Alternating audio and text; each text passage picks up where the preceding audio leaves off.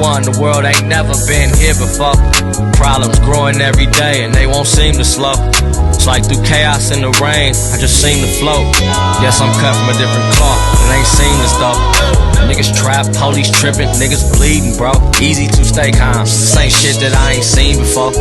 Sip this coffee like this weed and as the seasons go. Weather every storm and take a little dirt for any seed to grow. Shit, so that's all you need to know. So just stay calm and proceed to grow. Plant your seed and watch your leaves grow. They'll knock you off your pivot if you let them. Keep your head, boy, keep your head, boy. Every time. Get your bread, boy, get your bread, boy. Every dime. Keep your head, boy, keep your head, boy. You gotta do it.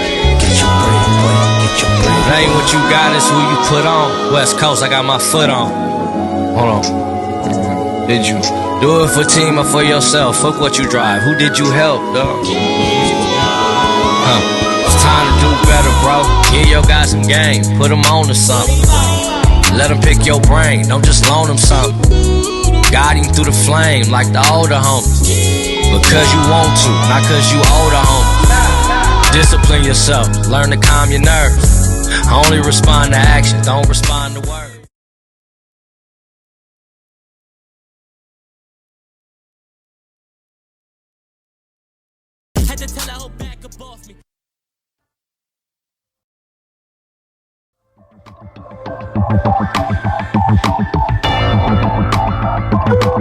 Easy, easy, easy.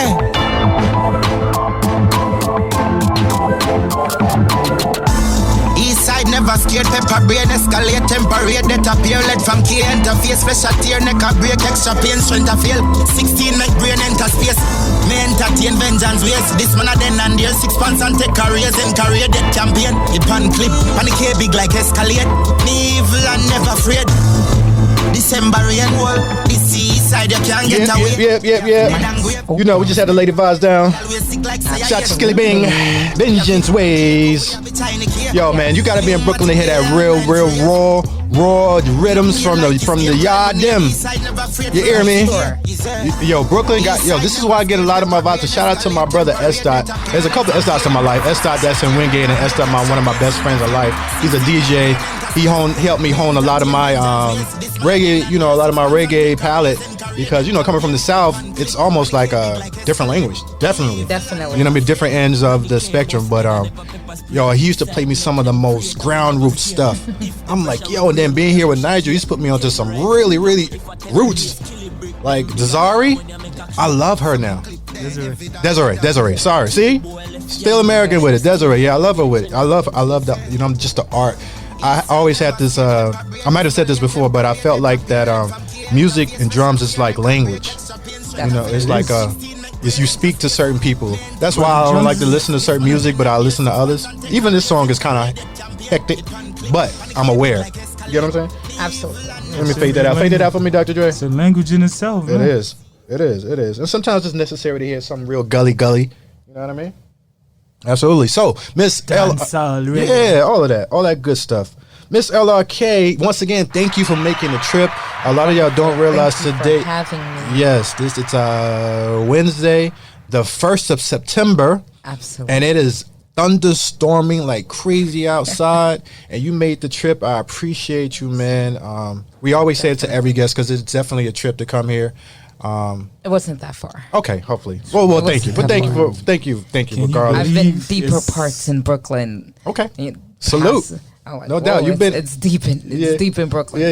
Yeah. Well, you got Brooklyn roots. Let me find out. Actually, I don't. Really? I've had You're familiar. To travel, you have to move around. And I mean, Coley Island is deep. Yeah. Imagine you in Coley Island. I'm like, wow, that's quite deep. But it's there. It's not that far. Salute. South. Anybody who makes a trip to Coney Island, I just got to give you, listen, I don't even like going there. I'm like 30 minutes away. I'm like, yo, that parking.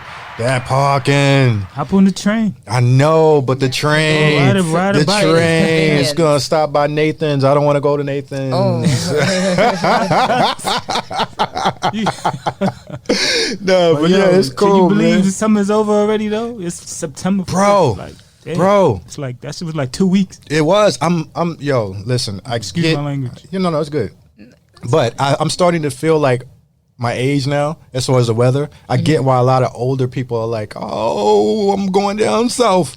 When that winter hit, I am not looking forward to this winter, bro. It's like, oh my gosh, man. But yeah, how are you? We talked enough. I'm great. You're great. I am wonderful. Long introduction, but it feels like I'm ready for this winter. Yeah, I think you are too. Yeah, when it comes to, like I said, I made a post about this on Instagram. When it comes to like calisthenics and fitness and things of that nature, the community in New York City should be quite familiar with you. Maybe we don't be too, you know a few people here and there, Absolutely. For sure, in Harlem. And a few people know you. Yes. It's so funny that we had Amar Bennett here in our last episode. Yes. And he spoke of you highly. Absolutely. And I was like, man, we've had like 3 or 4 guests on the podcast that have said LRK, Powerful James. He was like, yo, early on, like when we first started, he was like, shout out to LRK. He was just like, yeah. And I was like, word, yeah, she's out here. So definitely shout out to Amar and James. Amar, is that Amar? Yeah, I always say things so straight, but yeah, Amar, I like that. That's really ill. But calisthenics, fitness.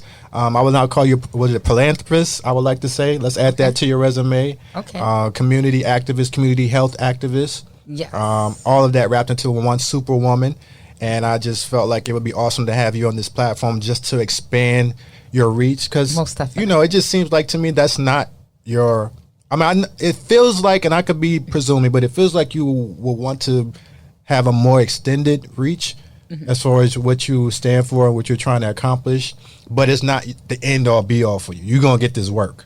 That's what it feels like. For sure. Okay. So getting this work to me is more so of enjoying life and learning from life. So we're going to get this work. Right. That's more of a Lord Lux. No. Shout out to Lux. Oh, definitely shout out to the Lux. One of the goats. One of them. Definitely in the building. And he's a health nut now, too. Shout out to him. Yeah, he gets on the bars. Actually, you've always have been. Really? Like, we've always was kids that, Wait, so are y'all familiar? Yeah. Okay, shout out to Lux. Yeah. Neighborhood. No doubt. Yo, shout out to Lux, man. He's in a sandbox, man. Yeah, he had to eat Calico that day. Shout out to Calico. That was a tough one. Always working out, especially, people in the hood always trying to better their best some way, somehow, even though, we didn't have anything. He's like, let's do some push-ups. Harlem is really competitive, though. It is. Especially in kind of fashion and making money and things like that. Harlem is really, they be on it. Yeah, absolutely. So when was the first time that you really started getting, working to the bar, push-ups, pull-ups, those type of things that we would call calisthenics? I would say I actually never really liked the gym. I was more of a runner. Okay. So I enjoy running, doing track, stuff like that. I thought working out was always for men. I never liked to pick up the dumbbells or any of that. But my dad used to make me do push-ups, and he used to tell me to do dips and stuff like that. He used to put me up on the bar when I was a kid, like, go. Like we see some of the brothers do now these days, yep. I mean, those things were great, but I don't remember. I remember my dad playing with me in the park, making me do push-ups. My dad used to do one-hand push-ups. But then as I got older, I started getting into fitness. I went to aerobics class and we picked up dumbbells. I seen the older women working out more than like beating me in my work. I'm like, I'm exhausted. So I talked to the coach after and I said, man, I really like to better my best. I really would like to, not be tired. And how come these older women is working out and not feeling fatigued? Right. But I'm like, whoo. Right. But started going to the gym. Still didn't like it, to be honest with you. You want to say what year this was? I would have to say in about, let's say, 2008. Okay. 2008. Some time now. Yeah, it's been a while. Yeah. And pretty much before that, I've always been into my health, like really running, really doing push-ups, really doing some dips as well, just to keep up, just to be healthy, just to be like, I did something. Okay. It's always part of my, I wouldn't say daily regimen, but I was 16 years old, 13 years old, like running, like, let me do my exercise. Wow. Self-motivated? Yeah, definitely self-motivated. But I was watching cable one day, and I believe this is 2014. I was watching cable, and I saw Giant in the park near my house on 145th Street. The Bar Father. Yes, definitely. Shout out to Giant. Yeah, so man. I definitely would like to thank Giant as well for inspiration, because if I would not have been switching that channel and seeing them working out in the park, and I saw, community that they had. I saw inspiration. I saw people. I saw women. I saw men. I saw kids. And when I went out there, I was like, I want to learn. I was always interested in learning new things. I've always liked playing basketball, playing sports, but definitely I wanted to learn how to do like push-ups, pull-ups, and all of those things that they were doing. So I actually got acquainted with Giant and the bartenders and what they were doing. So that was definitely monumental in my life. So definitely did you Giant. join bartenders? So I don't know what associate? joining bartenders was about. Like, it wasn't like if you join, I never signed like anything to say, hey, you're down with the bartenders. It was more so, hey, you show up, you work out. You show up, you work out. Which may have been better. Yeah, absolutely. Facts. So it's more like you show up and you work out, and that's what I did. I wanted to become great. I wanted to become better. I did. So I've learned a lot. So where did the people may not know the LRK synonym? Is it synonym? Acronym. Yes. Acronym. What does the LRK acronym come from, and what does it stand for? So my name is Leshon Ruth Kempson. Of course, I am LRK, and of course, it stands for my name, Leshon Ruth Kempson. Mm-hmm. And I changed it to a dynamic acronym, which stands for Life Runs Knowing. So Life Runs Knowing. There's certain things that we need to know in life in order to succeed. So growing up in Harlem, I didn't inherit any money. My mom and my dad didn't leave us anything. We didn't have financial understanding. They didn't teach me about business. So we pretty much had to learn. So I've always said I have to educate myself consistently, and we all should. If you want to do a podcast, you have to know what type of mics to have. You have to constantly educate yourself on. Thank you, Dre. What type of system that you want to use, and professionalism that you need to have. So we have to, and then not only that, once you're there, you consistently still have to, what's going to take to the next level, how I'm going to get there. So it's always take education. And I've always envisioned my brand as like Nike? A hamster on a treadmill, just with books and education. Okay. So it'll be more than just one thing. I wouldn't say that, but when I was thinking of Life Runs Knowing, you think of, just someone running, and you just think of someone knowing, but it's more so about education. So my goal is to educate and inspire individuals. So that's why I got dedicated to fitness, because I want to inspire individuals. I also want to educate individuals as well. So, once I got into the fitness industry, I started from not wanting to go to the gym to being in the gym all day, to doing bodybuilding, actually naturally. I did NPC. Time out. We're going to get to that. Yeah. But to close the point, Life Runs Knowing, would you say education equals knowing? Is that a part of it? Because you say you want to educate. But I look at education as knowledge and equaling to wisdom, because there's levels in education. There's like a lot of people say, I have a PhD. Yeah, but how are you going to utilize that PhD to be more successful in the world? Is that your purpose? Just like Kanye So do you West have a PhD at life? Is that what you're saying? No, I don't have a PhD. No. But I have a PhD. No, but a lot of people, they brag about that. Of course. They brag about, I have a PhD, but then I look at say, hey, have you given back to the community? What are you doing to teach others how to get a PhD, when a lot of us lack in these different ways? But my point is also like, it's different knowledge that we also gain, that we just take in for ourselves. But it doesn't become wisdom if we're not sharing it. So there's different levels of knowledge that we inquire. So we have book knowledge, we have street knowledge, we have knowledge that we inquire that we're gonna have to express to someone else in a way. And if we get knowledge and we can't express it to someone else, it's gonna be tough to like really live out your full purpose. So that's why I'm also constantly educating myself on how to deliver that, how to be able to deliver my message well to the world, how to be able to live by an example, I like that, man. That's hard. Dr. Dre, how you going to run out right when we need some applause, man? But yeah, that.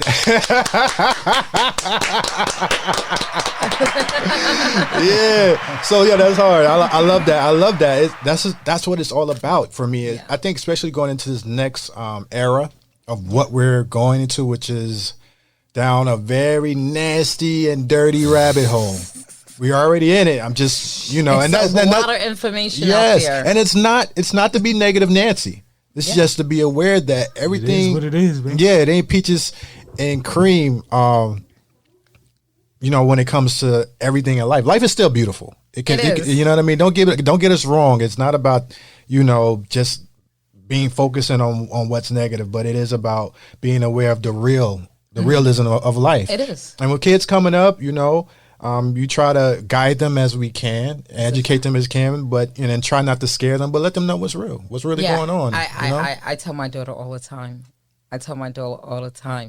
Like, it's real out here. Mm-hmm. And you have to be real with them, or else they're going to look for reality and other things. Like, they think like these YouTube videos are real. They think the Instagram followers are real, of how many followers you get compared to the type of person you are, compared to the type of person that you have to become.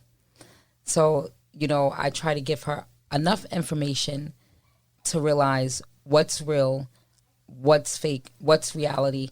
And to be honest with you, they still don't get it. They don't. But she will remember, because even back in the day when I was a kid, my mom, she was the same way. My dad was always, even through my teenage years when I was trying to be a knucklehead, he was like, yo, life, this is to this day, I'll be 41 in 10 days. It's September 10th. And to this day, I remember my dad just saying, life isn't fair. Mm-hmm. He said, I got to be candid with you, Byram. He sat me, we were in the South, he sits me on the porch. It's a warm afternoon. I had a beef. Something happened, and I got blamed for it. Something bad happened. It wasn't my fault, even though it was like the boy who cried wolf. All the other times it was my fault, but this particular time, this one time, it was my fault. And it wasn't my fault at all, and it hurt my soul. And my dad was like, "Life's not fair, and you're gonna learn that as you get older, and you're just gonna have to fight harder for a lot of things, and you'll get it as you get older." But we get it. But that doesn't mean you can't live a full life as much as possible. Absolutely. Just be aware, especially now. But I love that. Wes Brown said, in life, you don't get what you want, you get what you deserve. Ooh. So in terms of being fair, we go through adversity a lot in life, and sometimes we don't get what we want. And a lot of times, that's not fair, Mm-hmm. It'll get frustrating. But I enjoy a lot of the hardship. Why you say that? Because it makes you stronger. It does. Like, people, they don't talk about the hardship. Everyone talk about a lot of they sugarcoat everything. Like, oh, I just came from Miami. I just was doing this. I got this going on for myself. I have this boot camp. But I really enjoy hardship. I enjoy the failures, to be able to become stronger, to be able to say, okay, I did this incorrect, now let's see what I can do next. It's like test and trial and error. I completely understand that. Do you think experience is the best teacher? Oh yeah, that's what I said. PhD in life. I think you might have it. I don't know, man. It sounds like you've had quite an experience, which is important. Especially, we need that, especially from our women. Especially from our men, definitely for our men. Listen, I understand, and I want to ask how you feel about this. I know that how do you feel about the place that women are? How can I got to choose my words carefully? How Nigel does it. Yo, we got to start bookmarking this. Yo, this is gonna become a moment every episode he does this. Yo, but I need some of that though. Go do your thing, Nigel. Anyway. But the place that women have in society, it seems like things are starting to try to level up in certain areas.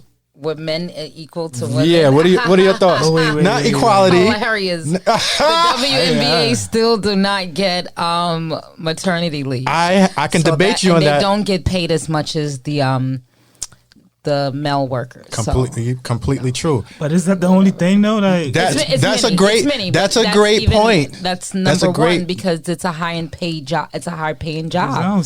There's a lot of NBA players that get paid probably 3 times as much or more than a WNBA star, and that's outrageous. Many debate. No, that's more because look, how many people go to those WNBA games? That's what I'm about to say. Many debate. What type of money are they bringing in? Like what? Not equal. It's still we hear you. Let's say teachers then. I understand that part. I get that part in terms of. I'm gonna tell you what Gilbert Arenas said. How many people? Right. Gilbert Arenas, one of a very, very top flight scorer in the NBA once upon a time. He was elite, actually. Like, he could have been Hall of Fame, but he got hurt. Anyway, he said that if it's all about revenue, everything's about money here in America.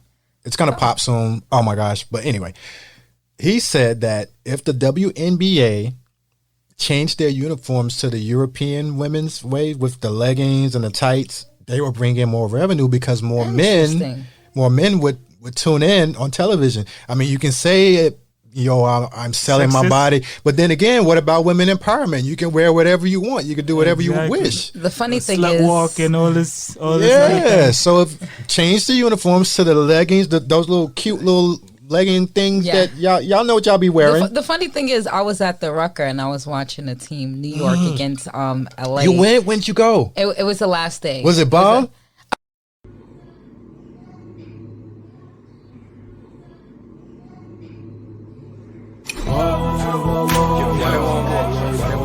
I aim for excellence.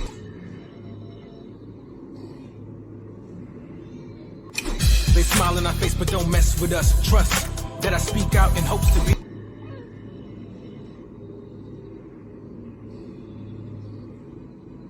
Out, and I ain't trying to catch the bus. Blood tainted this so-called vaccine. They got infecting us, but I got soul keys on the track, so you don't gotta sell keys on the track. I got soul keys on the track. You don't gotta say your body on the track.